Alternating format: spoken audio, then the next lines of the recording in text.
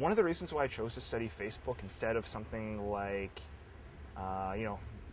guess MySpace or MSN, instant messaging, or any of these other sort of web phenomena, is because of Facebook's ability to transcend different spheres. And I think part of that has to do with the technology, the convergence behind it, where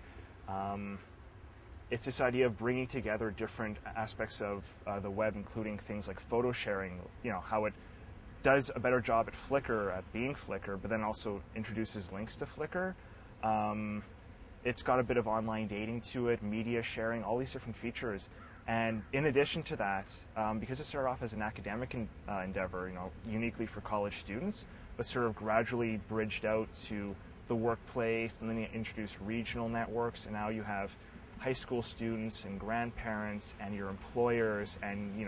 your old buddies from elementary school all sharing one space. The conversations and the exchange of information that takes place on Facebook, it's really a matter of having all these very strange bedfellows sharing this one space. And I mean, you find in the popular press people talking about those kinds of anxieties where a conversation between themselves and say a loved one then is made available to an employer, and then you're at work and your boss asks you, oh well, I see you had a hot date last night. So I think that's sort of representative of the kinds of anxieties and the kinds of excitement that surround using Facebook. Just in the past few months, every time I log on to Facebook, there'd be some new add-on or application or something that would just really change the way you could potentially use Facebook. And one recent example that's stuck in my mind is this one called People You May Know. It turns out it's actually not unique to Facebook. I think it was LinkedIn, I believe it's LinkedIn, had a very similar feature by the exact same name that does the same thing. And so what this People You May Know feature does is it goes through your friends lists, and then it goes and takes a look at the friends of your friends, and through some algorithm, it determines which ones you either should already know and add, or should probably get to know a little bit better because, hey, you have 9 friends in common, and even those 9 friends aren't all one cluster, so like, what's going on here? And I found,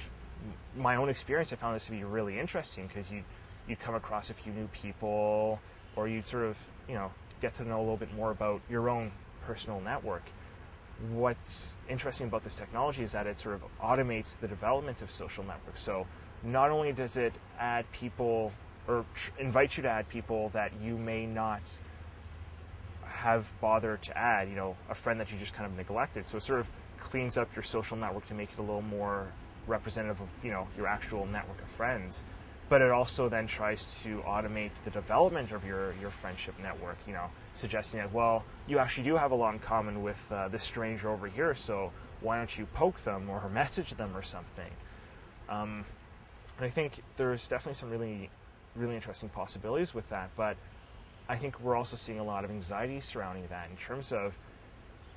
this technology being increasingly automated, but there are certain things that people aren't prepared to let go of in terms of manual intervention. There's been a few sort of mundane examples about this, like, someone's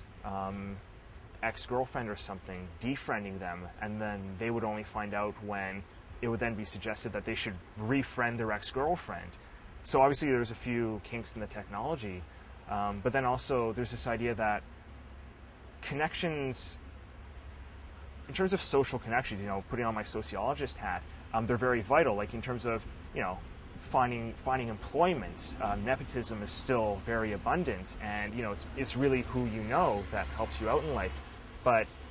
these connections are not only a strength, but they're also a liability. So if all these people are, increasingly automatically being tied to you, and you have a few friends who you're sort of questionable about, and then their sketchy friends are then tied to you, and then you have to be accountable to that. And that's the thing, even though a lot of this is increasingly automated, when we profile individuals or when we sort of scan their Facebook page and make assessments about them, we usually still put the individual as sort of the sort of acting agent in all of this. And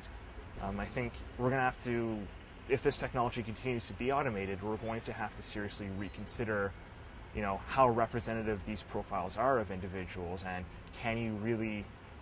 make judgments in terms of are people, worthy job candidates based on that.